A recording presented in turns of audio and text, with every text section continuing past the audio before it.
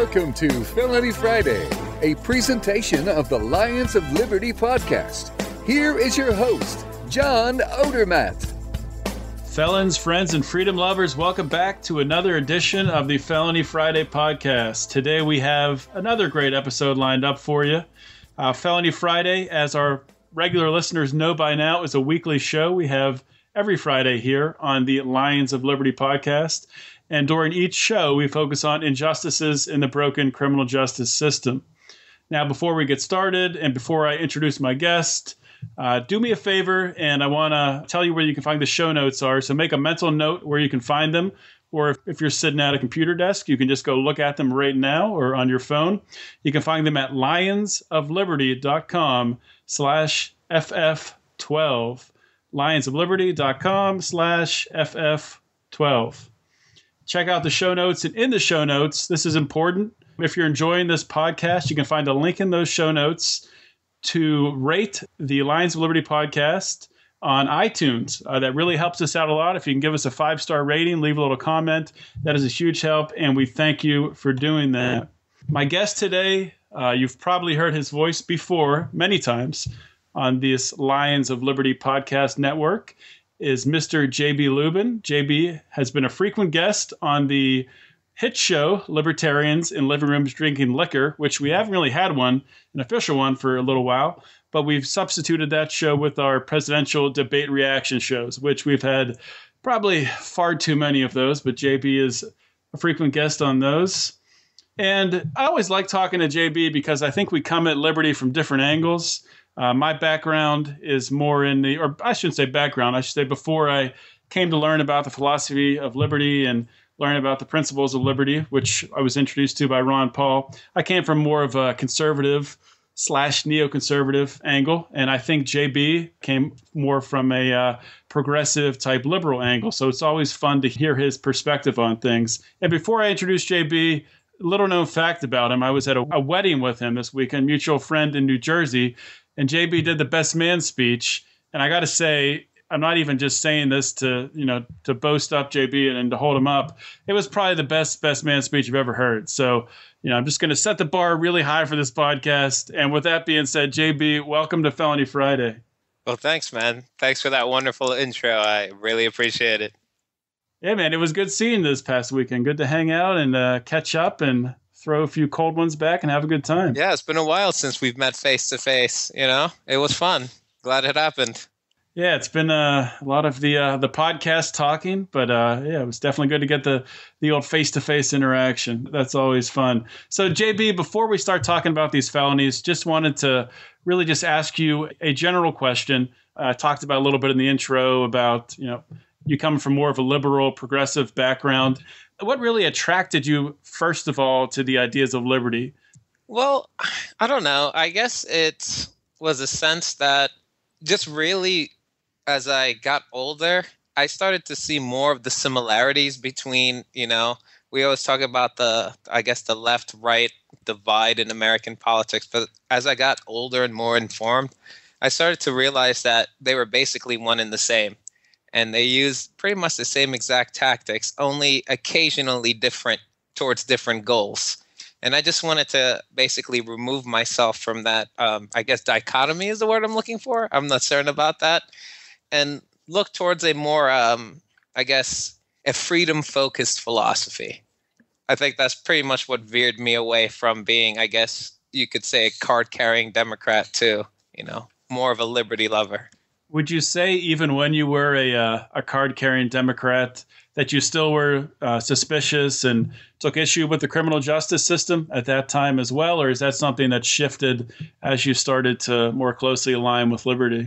Most certainly. I don't know if you'll agree with me, but I would say at least generally, I find that progressives and Democrats are a little bit more suspicious of the criminal justice system than your typical Republican. Oh, I would absolutely agree with you. So, yeah, that's always been, in the system, so to speak. And that probably has a lot to do with why I was more of a progressive growing up. So not much has changed in that avenue. Yeah, makes sense. Makes sense. So we're going to start out, as you can probably tell by now, we do have two different show formats here. This is going to be more of a conversational show. We're going to talk about a couple different felonies trending in the news and play our favorite game show at the end. Is this a crime and should anyone do time? So with that being said, let's jump in. The first thing I want to talk about today in the news this week, the Supreme Court rejected a challenge to the Colorado marijuana law from other states.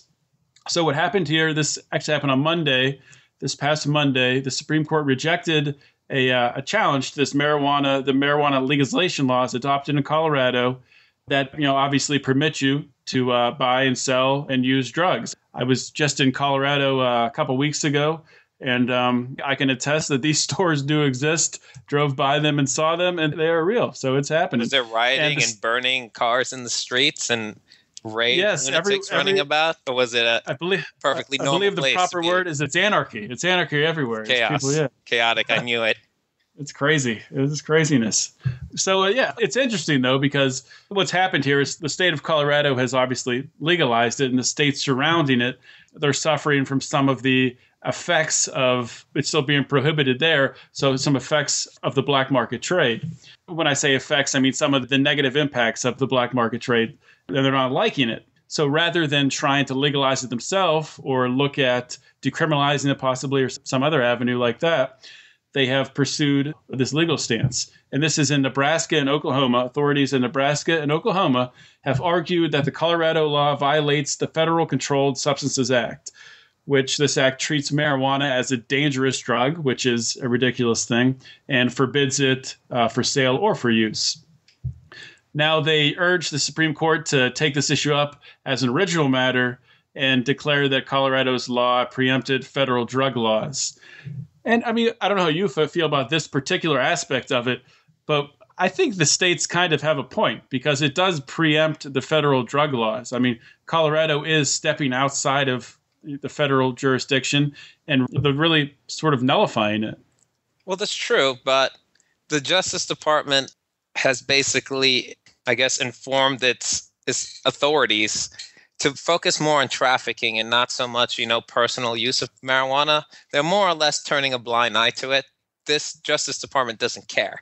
So if the federal law enforcement branch doesn't care to enforce this law, I don't really think it's really a state concern at that point because it is a federal law. And if the federal government doesn't want to prosecute this law, then I feel like that's their prerogative, really. It is their prerogative, right? But it begs the question, if they're not going to prosecute the law, then why is it even on the books? That's a good question, John. I don't know. Marijuana is still a Schedule I drug in this country, even though it's been proven time and time again to have valid medical uses. So, the whole law in itself is ridiculous and should be changed, but there's not enough pressure in the federal government to do so, especially since states can pretty much do whatever they want, apparently. So there's even less pressure in the federal government to change the scheduling status. So they just basically let it go. It's easier just to ignore it than to actually make effective change in D.C. That's how I see it. I think so. It's easier to take on a state-by-state basis, but I mean, it does make sense that these states, because they haven't legalized, are suffering from effects from it. A quote from the argument, this is a direct quote, I think mostly direct. Colorado authorizes overseas and protects profits from a sprawling $100 million per month marijuana growing, processing, and retailing organization that exports thousands of pounds of marijuana to some 36 states in 2014. If this entity were based south of the border, i.e. Mexico, the federal government would prosecute it as a drug cartel. I think that's true. I mean, you would have, the DEA and you'll have federal agents trying to shut that down. So why is it different? Why is Colorado viewed differently than a foreign entity? Well, that's a good question. I would first say that this is particularly about, I guess, states' rights. And being a progressive growing up, I loathe to use the term states' rights for obvious reasons. But in the same article, 22 states allow some form of legalized marijuana, most of them medicinal, but that's, 40%, maybe a little bit more than 40% of the states. And I think the mindset of marijuana legalization is shifting towards the more I guess, pro side. And as far as cartels and foreign borders are concerned, it's not like the state of Texas can sue Mexico in the International Court of Law for allowing cartels because it's really out of their hands. I'm probably not making my argument very well for this because I think they do have a point. But when the Supreme Court decided not to look at this case, only Thomas and Alito dissented. And their argument for allowing this case was that it posed a significant harm to their sovereign interests. And I don't really feel that's the case. What Colorado decides to do within its own borders is really its own business. If they want to, they're not preventing Nebraska and Oklahoma from preventing marijuana from entering their borders or prosecuting people who traffic in marijuana or doing anything to prevent them from upholding their own personal laws or the federal laws outside of their borders. So I don't think they have a just reason to sue them over their own laws, basically, because they're not preventing them from doing whatever they want themselves. That makes sense. And I mean, don't get me wrong here. I'm happy with this ruling. You know, I think marijuana obviously should be legal throughout the United States, in every state. It shouldn't even be considered a drug. I'd prefer if these states didn't, try to profit off it and tax it and use it to grow government even larger. But it's better than throwing, people who haven't harmed anyone, people who have committed these so-called crimes without victims. It's better than throwing them in a cage. So obviously, I'm happy about this ruling, but I think these states bring up a good point that I think we're probably going to see more of as more and more states legalize and decriminalize marijuana. They'll see some of these effects spill over into other states, much like with gun laws, when you see states that have a very strict I think like in Illinois, and I think Illinois has actually loosened their gun laws recently, but they used to have a very strict, anti-gun laws. And what you would see is the black market trade for guns, for illegal guns in that area uptick because the demand was still there and it just put it on the black market and usually in a more dangerous manner. That's the effect of any type of prohibition. And I honestly feel if Nebraska and Oklahoma really have a problem with this, their best option is just to legalize it themselves and save themselves a lot of money in their criminal justice and law enforcement agencies, prosecuting overwhelmingly nonviolent offenders. I agree with you. And you mentioned before the show that you had a little bit of background on the precedents of a case like this, of a state suing another state. Do you want to give a few words on that? Well, it happens more often than I thought. They're called original actions. And from what little bit of reading I did, it seems like, as you would suspect, they're overwhelmingly about border disputes and waterways. Like one state wants to dam up a waterway and the other state, like it flows downstream to another state and they're not particularly pleased about it, which is mostly what these original actions are about. But there have been a few about, I guess you could call, commerce cases, which I think this probably would fall under the jurisdiction of, really, as far as, marijuana is legal in Colorado. So it's a form of commerce there. But I can't really seem to find any consensus or any, logic to what they decide to see or not. Like, for example, this case, they decided to dismiss. And I saw in 1939, Alabama versus Arizona was seen by the Supreme Court and dismissed because Alabama wanted to stop the prohibition of prison-made goods in 19 states. So apparently 19 states decided that they wanted to outlaw the import of prison-made goods. And I guess Alabama had a lot of this going on in their prison system and sued these states to allow the import of their prison-made goods. And that was thrown out. But in 1992 and 1981, particularly in Maryland versus Louisiana, Louisiana was sued for imposing a tax on natural gas that was pumped in from federal controlled waterways in the Gulf, I guess, and processed there that only other states had to pay. So the natural gas that stayed in the state wasn't taxed, but any that was exported after processing in Louisiana, a tax was implied on, which made a little bit of sense to me because it seemed like Louisiana was imposing a tariff on other states for allowing the processing and travel of this natural gas through their state. That was in 1981. But in 1992, Wyoming was allowed to sue Oklahoma for imposing a law that required their power plants to use 10% coal that was mined in Oklahoma, when I think a majority of their power plants were using 100% Wyoming coal. And they said that hurt their interest and the taxes that they levied on coal production in their state, and that was allowed too. So I don't really know how this Commerce Clause is applied from case to case. I don't know if you know a little bit more about it than me, if you would want to share some light. I know you didn't read these, but based on what I said, do you have any thoughts on that? I don't have anything else to add on the Commerce Clause specifically, but I'm just listening to what you said and thinking about just from a incarceration perspective. So if they're seeing an uptick in the amount of marijuana coming into their state, they're seeing an uptick in the amount of marijuana-related crimes. Obviously, it's their choice of how they deal with that. Do they decriminalize it some? Do they legalize it? Or do they keep enforcing the crimes? They could argue, I don't know if this is a valid argument, but they could argue that Colorado is partially at fault for an increased amount of criminals, therefore an increased amount of prison costs, therefore an increased amount of taxation they need to put on their population within that state. I don't know if that makes sense or if that's something that they either did pursue in this case or if they would pursue at a later time. But I don't know. It's definitely an interesting subject, and I think something we're going to hear a lot more of going forward. So let's move on to the next topic here. Actually, we're not going to move that far. We're going to stay in the state of Colorado for this one. And this one is titled Threats Against Colleges Could Become a Felony.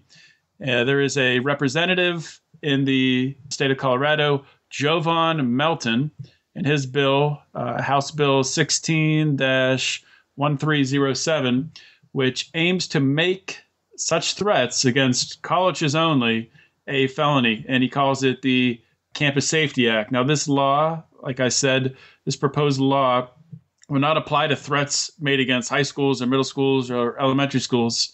It would only affect colleges. Melton says that the laws in place adequately deter against threats.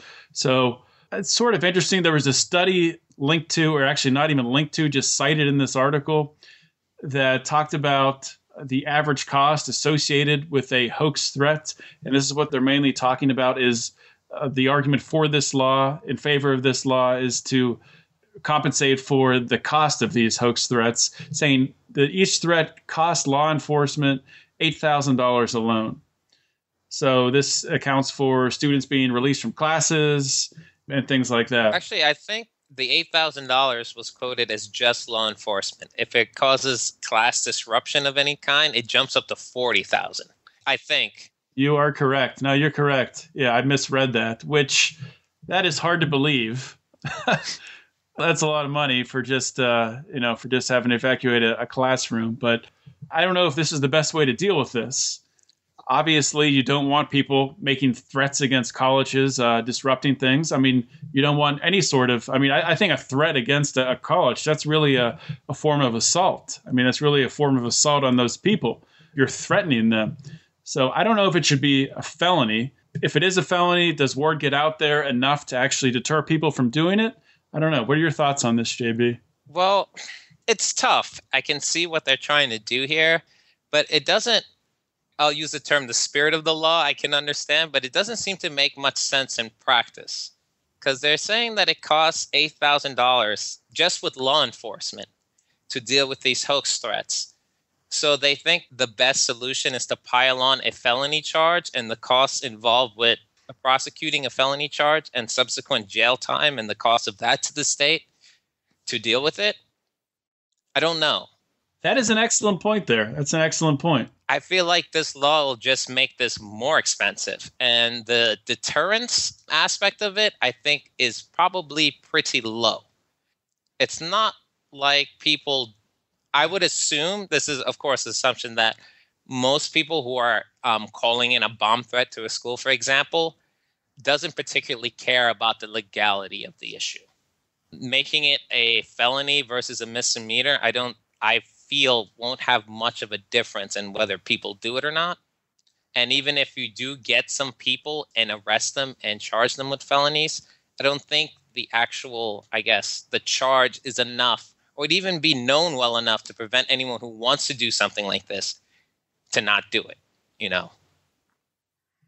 Right. So it's not really deterring it. And by doing so, there's a chance they could even be making it even more expensive. Exactly. By making it a felony, which I think that's a very good point. You could argue, and you maybe make these perpetrators pay for the cost of the law enforcement, have law enforcement really document what the costs are. And maybe that is in the law already. I kind of doubt it. When you see stuff like this, normally the fines really don't equate to, dollar for dollar what the cost of the actual crime is, what the this isn't property damage. This is resource damage, I guess, wasted resources. So you could try something like that, and then like a person's paid so much every month until they pay it off. I don't know if that's going to deter anyone either. Well, that's exactly what I was thinking. And at the very least, if it doesn't deter anyone, at least you're recouping the cost of dealing with it. So I think at least you would win in that aspect. I agree. So let's jump to the next story here. We're going to stay in the higher education sphere here. We're going to move to University of California, Santa Cruz, where there were 6 students arrested they had ordered ecstasy online from overseas somewhere. U.S. Customs and Border Protection intercepted, it was 4.1 pounds of ecstasy pills mailed from overseas. And the value of the drugs is said to have been $100,000, which I don't know a lot about ecstasy. 4 pounds of it, $100,000. That seems like that is a shit ton of ecstasy. Yeah. I'm not sure how much money they can turn that into, but I would assume that might be in the high hundreds of thousands or maybe millions of dollars. So these 6 kids, I don't know if this was their first time doing this. You would think if they'd done it before, there'd be a trail of expensive gifts or cars or whatnot. But I know they did cite in the article the one girl that was arrested tied to this. Her lawyer obviously was saying that she was working her way through college, and she had, I think, a job as a server, and maybe kind of alluded to her doing this to pay for college.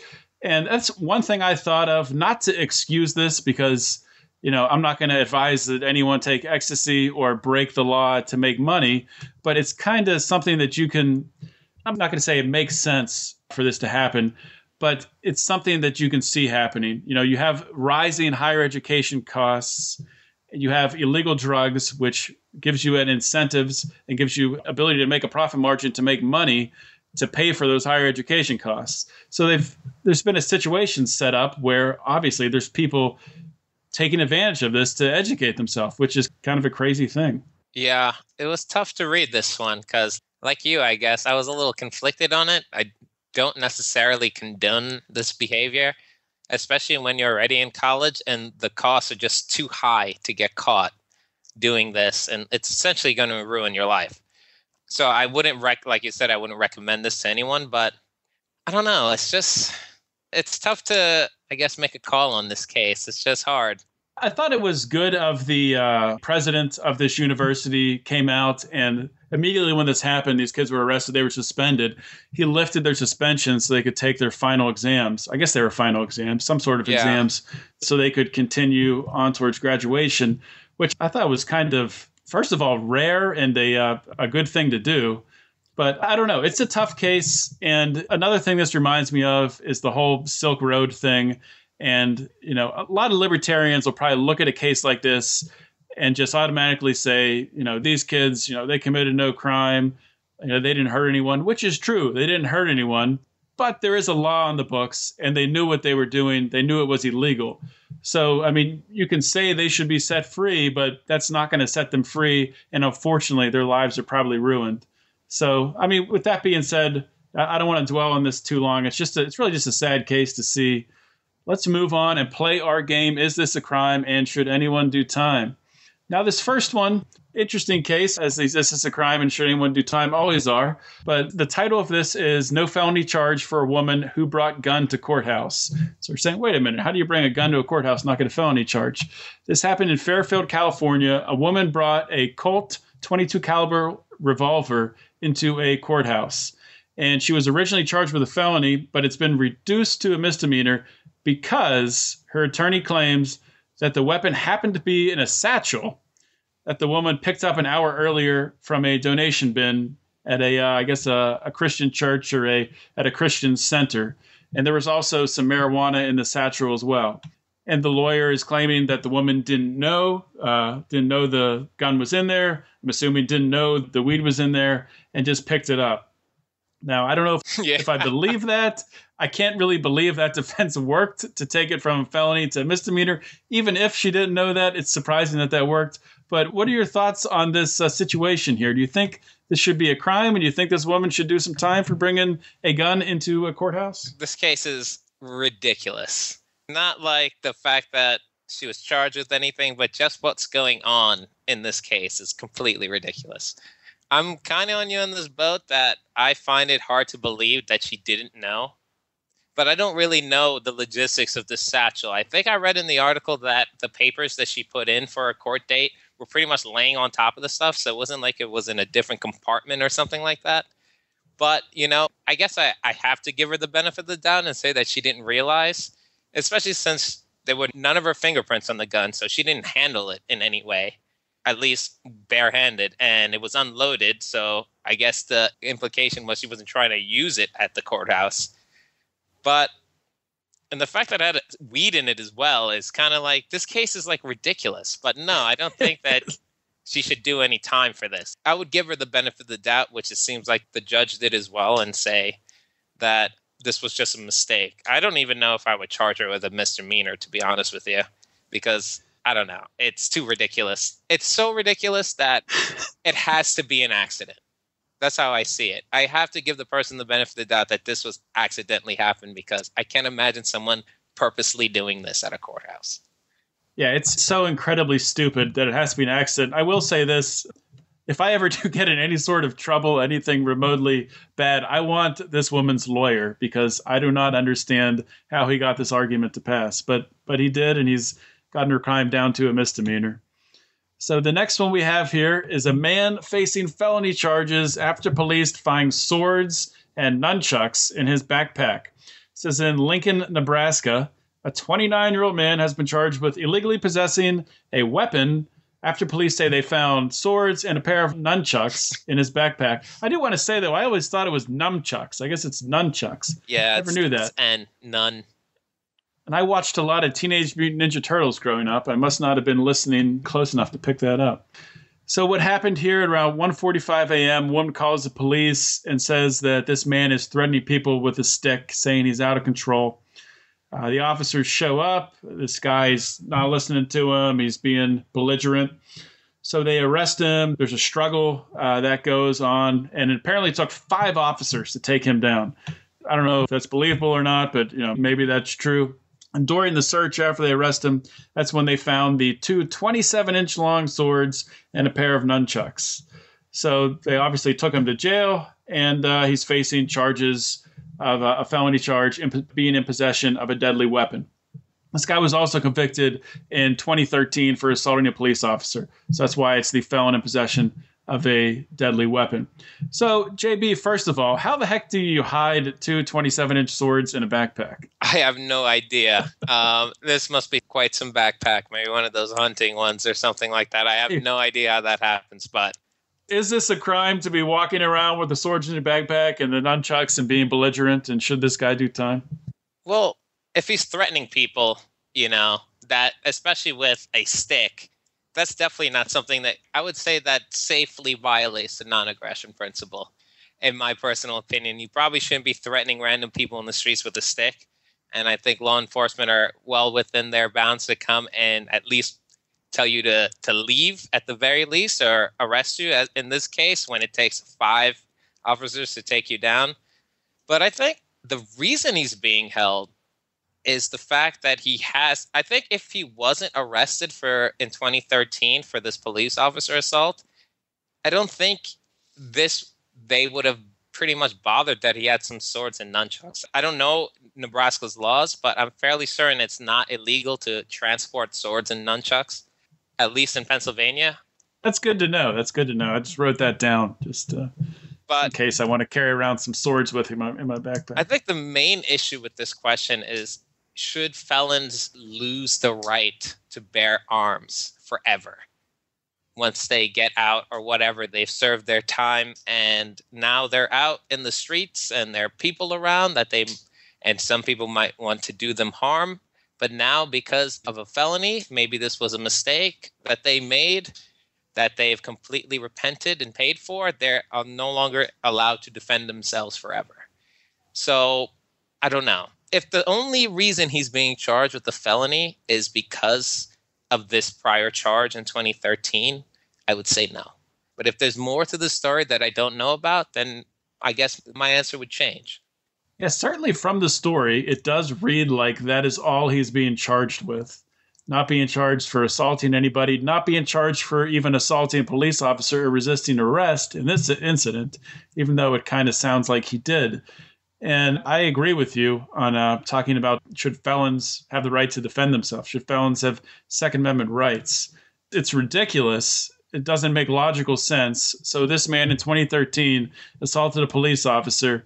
So he spends some time in jail and they release him, saying that, okay, we're going to let this guy out, but he's not safe to be out, so he can't have a gun.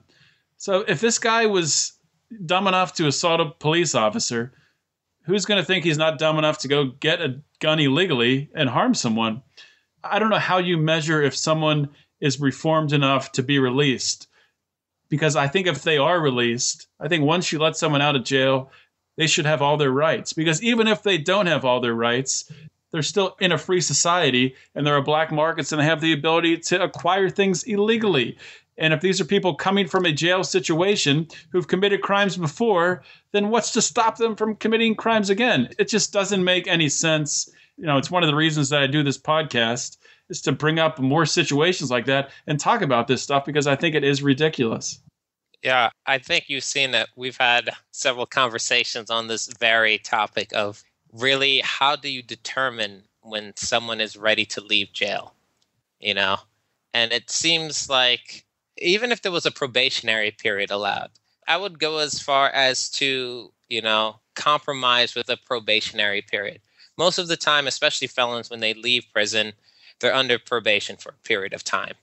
If you want to restrict certain rights under this probationary period, that seems reasonable enough. But once that has passed and they've proven themselves to be, law-abiding, productive members of society, I strongly believe they should have all the rights as everyone else in this country. And that's basically how I see it. So, yeah, if we're going to have a prison system that, and I don't think it does this right now, but a prison system that its stated goal is to reform people, to get them ready to go back into society, I think that should be the goal of the prison system. We need to find a way to measure that in some way to at least quantify it. I mean, that's not to say that it'll be perfect. There will be errors and people will slip through the cracks, but there needs to be something put in place. So, hopefully we can start to work towards that as a society, because I think as civilized people, you can't allow people back into a civilized society without all of their rights. That in itself, I think, is a pretty barbaric thing. I agree. So, JB, thank you for joining me today. We are out of time. We talked about a lot of stuff today. Just want to remind everyone they can check out the show notes, lionsofliberty.com/FF12.